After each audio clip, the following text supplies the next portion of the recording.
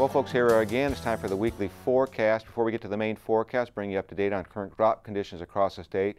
Nebraska Ag Statistics is reporting as of Sunday that only 9% of the dryland corn crop in Nebraska was in the good to excellent category. That's a drop of about 16 points from the previous week.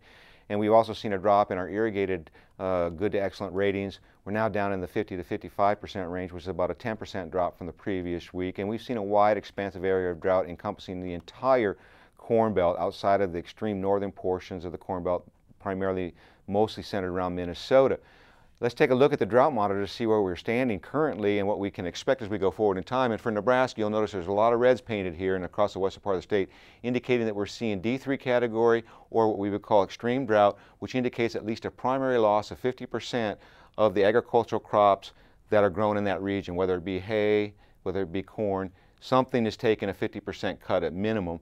And in the small area of central Nebraska, we are indicating that there is some D4 categorization, which is exceptional drought, indicating at least a 70% reduction. And some of that eastern Nebraska, where we see the D2, we've seen a rapid deterioration of conditions, but right now we're indicating an estimated loss on average of around 30% for the dryland crop, and this could get worse if we don't see some significant moisture. So as we go for today, what we notice is a ridge to our south that has been primarily impacting us for the last month, and it has sagged just enough that we may see some ridge runners coming across the periphery of this ridge that might impact northern and northeastern Nebraska this afternoon, but it's going to be very isolated in nature.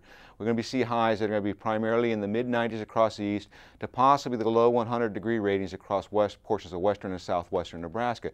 Now, as we go into tomorrow, we'll see that that ridge remains in its place, actually lifts just a slightly north, and we'll see temperatures increasing to around 97 across the east to around 105 in isolated locations of western Nebraska.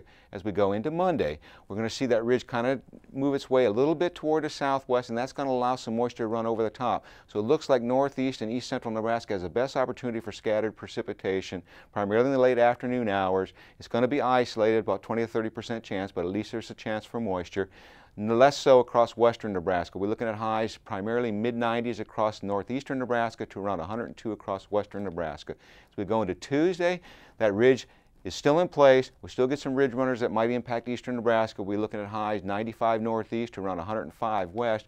As we go into Wednesday, we start to see the ridge moving back toward the north, and that's going to increase our temperature somewhat.